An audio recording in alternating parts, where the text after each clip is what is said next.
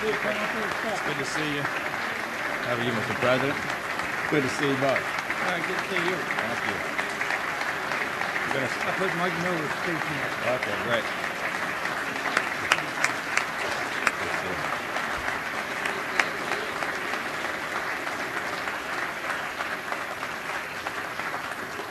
Well, good morning. Good morning.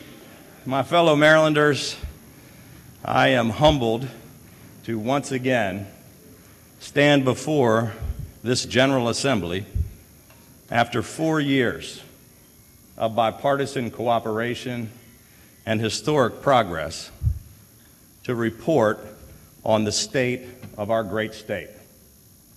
Mr. Speaker, thank you for extending the courtesy of allowing me to give this address in the House chamber.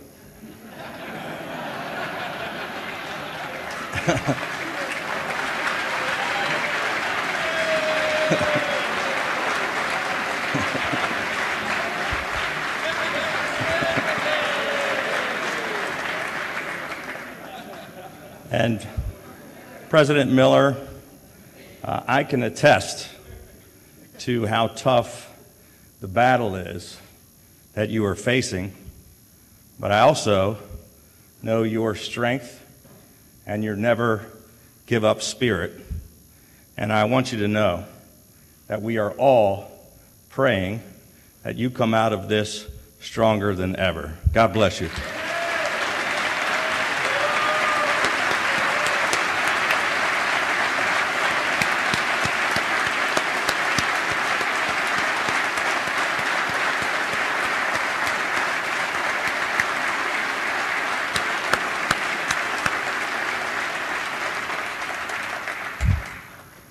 I want to express my appreciation to all of the members of the House and the Senate from both sides of the aisle who joined together with us these past 4 years to change Maryland for the better. At my inauguration in 2015, I said that the politics that have divided our state need not divide our nation. The teleprompter just went out. So I'm going to read the speech. How about that? I pledged to avoid the extremes of either political party and to instead seek that middle ground where we could all stand together. I believe it is because we kept that promise that I am standing here again today at the start of yet another term. We have spent the past 4 years working together to tackle our common problems by accepting our shared responsibility to solve them. And we have shown the rest of America that a divided government does not have to be a divisive government. President Kennedy once said, "Let us not seek the Republican answer or the Democratic answer, but the right answer." As a young man, I was proud to work for President Ronald Reagan, who said, "There is no limit to the amount of good you can do if you don't care who gets the credit. And you all deserve a lot of credit." Thank you.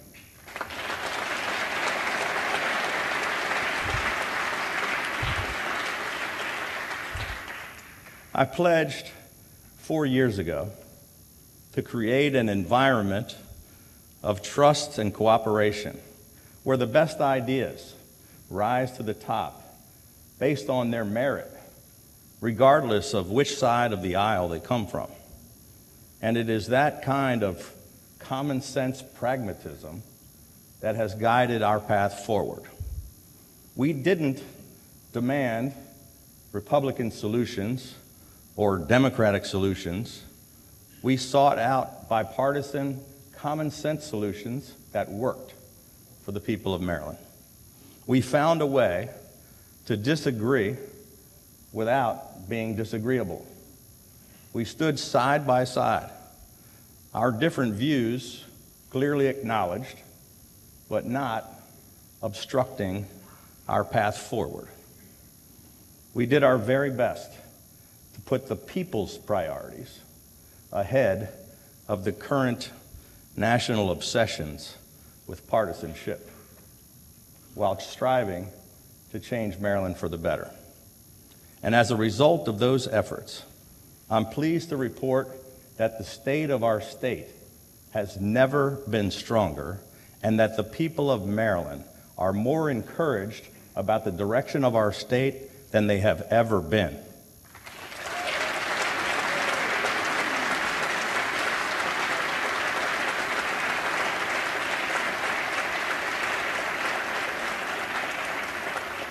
We pledged to put more people to work, to grow the private sector, and to turn our economy around. And we have done exactly what we said we would do.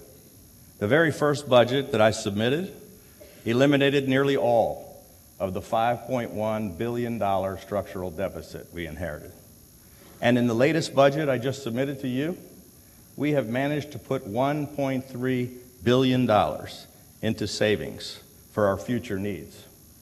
Here in Annapolis, we have worked together to pass balanced budgets every single year. Heck, they haven't passed the budget in Washington since 1996. We cut taxes, tolls, and fees by $1.2 billion.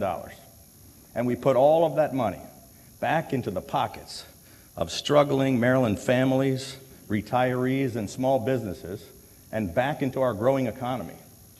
We cleared away the tangle of regulatory undergrowth and paved the way for historic economic growth and record job creation.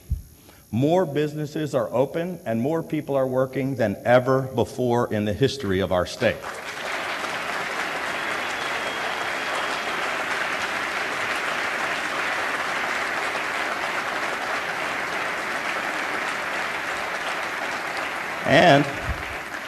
And we've had one of the best economic turnarounds in America.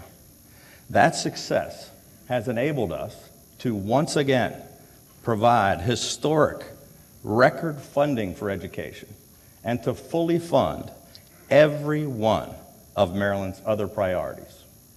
It has also made it possible for us to provide additional tax relief to Marylanders who desperately need it the most. We are introducing 8 different legislative proposals which will provide more than $500 million in additional tax relief over the next 5 years. Tax cuts to help retirees that I meet all across the state who say, I love Maryland and I don't want to leave my kids and grandkids, but I can't afford to stay here on a fixed income. Tax incentives to help provide parental leave for those working parents struggling to live paycheck to paycheck. Tax cuts for the college graduates who worked hard to earn their degree, only to face the harsh reality of crippling student loan debt. And tax breaks for mom and pop shops and small business owners who are the backbone of our economy and who are struggling to keep employees on the payroll and keep their doors open. These hard-pressed Marylanders deserve a break for a change.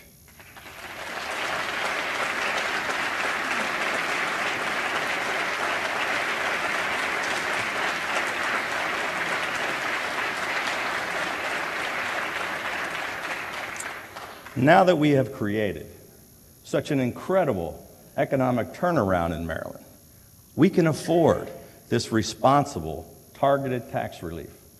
Let's do the right thing and give some of this money back to the people who have worked so hard to help make it happen.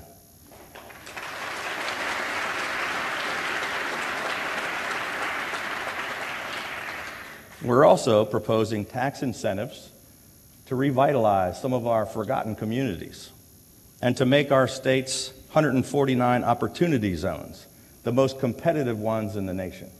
and tax incentives to encourage the creation of thousands of jobs where we need them the most, and for job training and workforce development to give people the skills they need.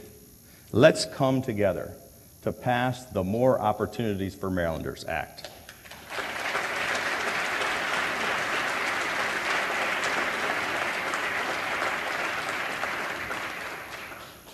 The previous governor, in a State of the State address, said that Maryland had crumbling roads and bridges and the worst traffic congestion in the nation.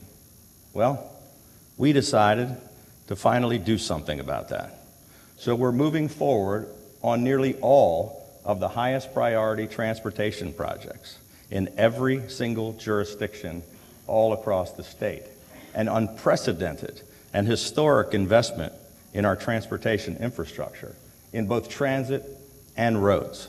We began construction on the Purple Line, the largest public-private transit project in the nation.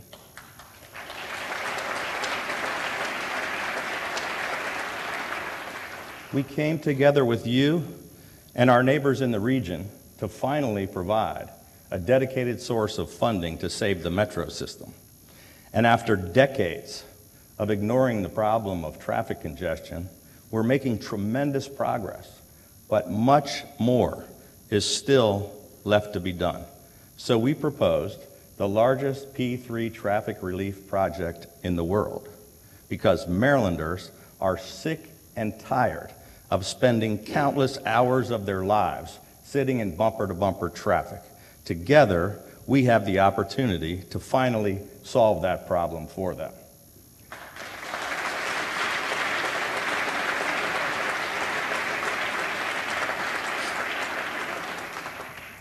We pushed for landmark legislation, which cemented our position as a national and international leader in combating greenhouse gas emissions. We expanded the Climate Change Commission and implemented clean air standards, which are stronger than 48 other states and nearly twice as strong as the Paris Accord recommendations. This year, let's work together to enact the Clean Cars Act and to support clean and renewable energy solutions and green energy jobs. But let's ensure that these solutions are affordable and reliable, and that they create those jobs right here in Maryland.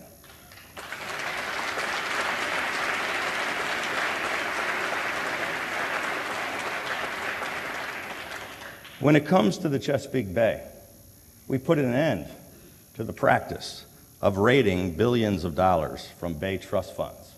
We fully funded all Bay restoration efforts 4 years in a row and invested $5 billion, the most ever in history. As chairman of the 6-State Regional Commission, the Chesapeake Executive Council, I stood up and led the fight to protect and restore federal funding for the Chesapeake Bay. And after years of the problem being ignored, we are pushing for action to address the problems of the sediment, debris, and pollution coming down the Susquehanna River over the Conowingo Dam and into the bay. Maryland has made historic progress in bay restoration, but we cannot and should not have to do it alone. I intend to keep pushing our upstream neighbors in Pennsylvania and New York to do their fair share to protect this national treasure.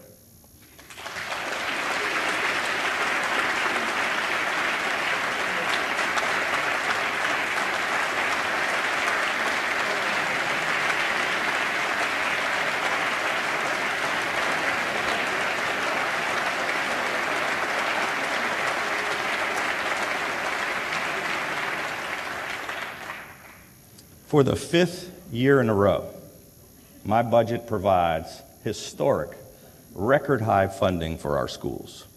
We've invested $32 billion in K-12 education. Every single school system in Maryland will again see increased investment by the state. The legislature's funding formulas call for Baltimore City to receive $11 million less this year in K-12 education funding.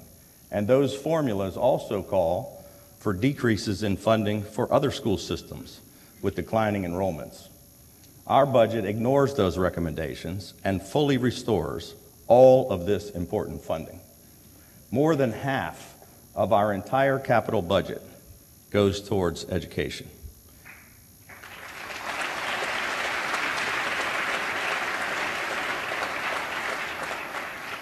And the casino lockbox, which we jointly supported, will provide an additional $4.4 billion more for our schools, the vast majority of which will go directly into the classrooms for critical things like teacher salaries, pre-K expansion, extended academic programming for at-risk students, and innovative career technology education programs.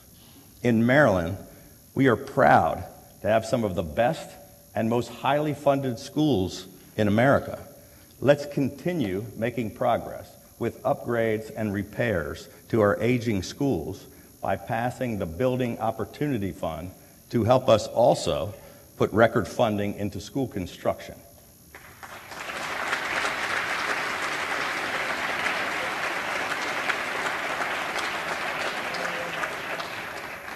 And with the billions of dollars in historic investment in our local school systems, Marylanders are demanding more accountability.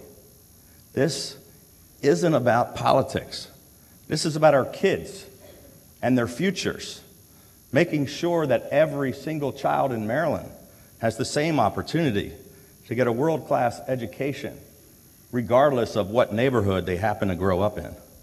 This is about giving every Maryland child hope for a better future and giving them the opportunities that they deserve. It's time to enact the Accountability in Education Act.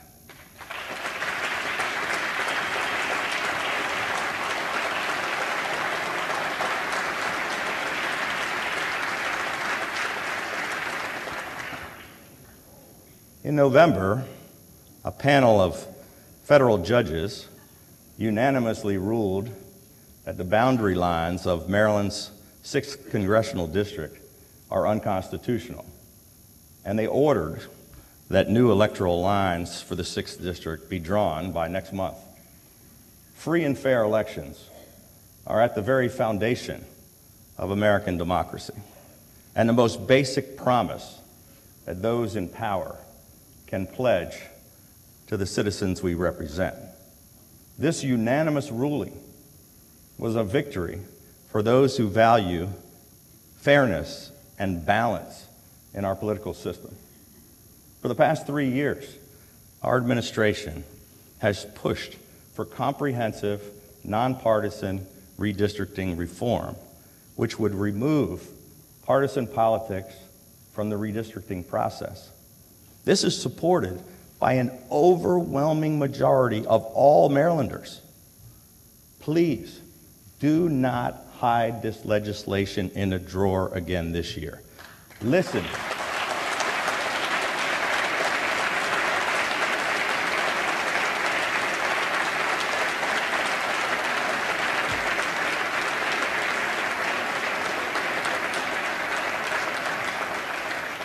Listen to the will of the people of Maryland, and finally bring this bill to the floor of both chambers for an up or down vote.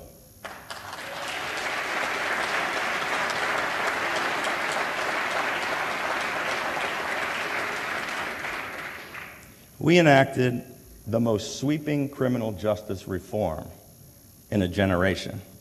Together, we have worked to break the cycle of incarceration and reduce our prison population more than every other state in America.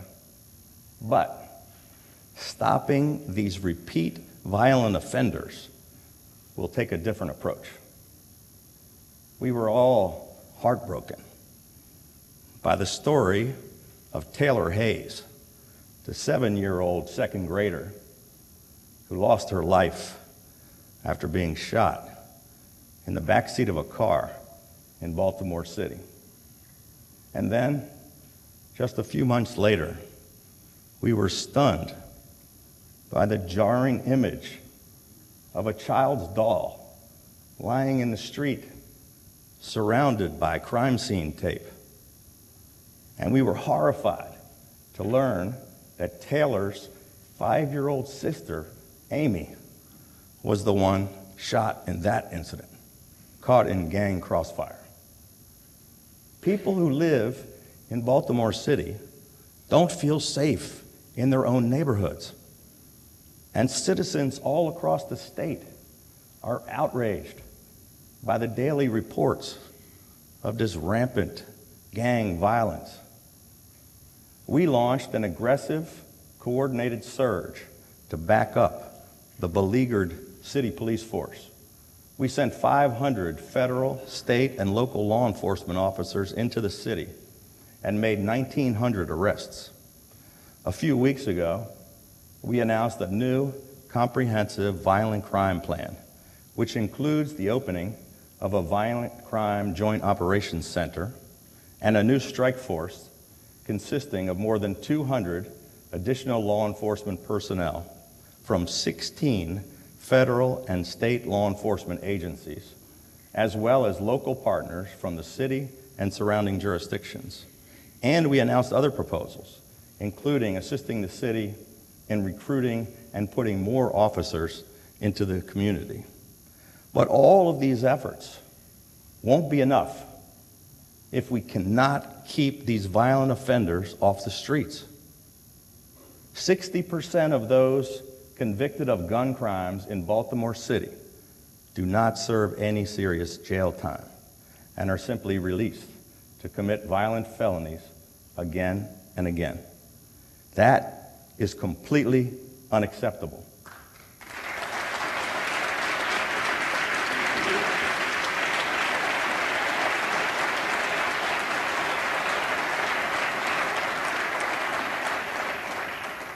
Help us bring transparency and accountability to our justice system by enacting the Judicial Transparency Act, which will require the Maryland State Commission on Criminal Sentencing Policy to track and publish information on the sentencing by judges given to those convicted of violent crimes.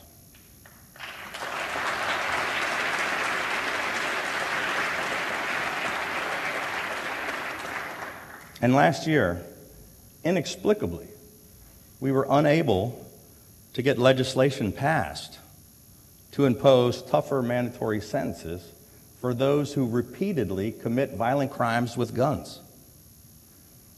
We're talking about taking our communities back and saving lives. Enough is enough. The time has come for all of us to take a stand together and finally, once and for all, pass the Repeat Firearms Offenders Act.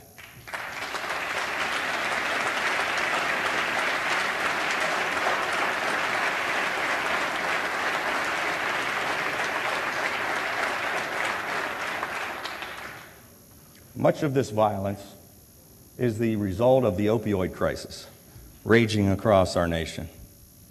I was the first governor in America to declare a state of emergency, and we committed $800 million toward fighting the heroin, opioid, and substance abuse epidemic from all directions with a multi-pronged approach.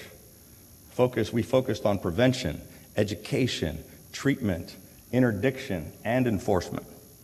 And while we have bent the curve downward on prescription opioid and heroin overdose deaths, an even more deadly drug, fentanyl, is infecting and poisoning America. Too many of us know the devastation caused by heroin and opioid addiction. Under the surface, this crisis is destroying lives and tearing apart families and communities. This is a fight worth fighting, but it will take all of us, federal, state, county, municipal, and community leaders, working together with an all-hands-on-deck approach in order to save thousands of lives.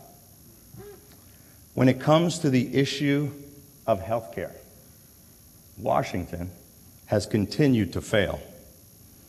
But Maryland has continued to lead.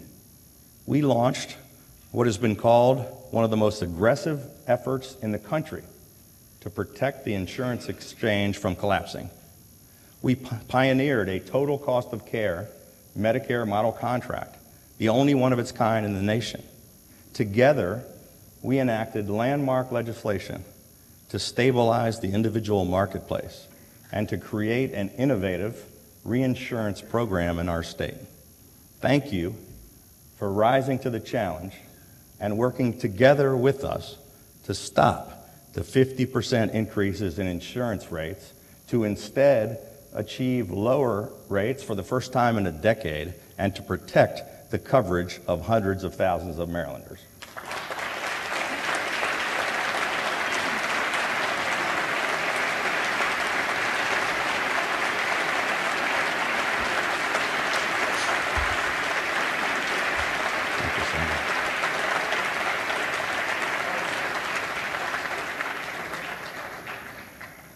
Ladies and gentlemen, the problems we have faced and will continue to face are not easily remedied, but we have already faced and overcome more daunting challenges before, as individuals, as a state, and as a nation. My experiences over the last 4 years have blessed me with optimism, not burdened me with dread. And I know from personal experience that hope, not fear, is the most powerful emotion and the author of humanity's greatest achievements. While partisanship, dysfunction, and gridlock have become commonplace just down the road in Washington, here in Annapolis, we have chosen a different path. We have been standing up for that exhausted majority who are just sick and tired of all the angry and divisive politics. What they really want is for their elected officials in both parties to put an end to this culture of intolerance, intimidation, and inaction, and just get to work and get things done.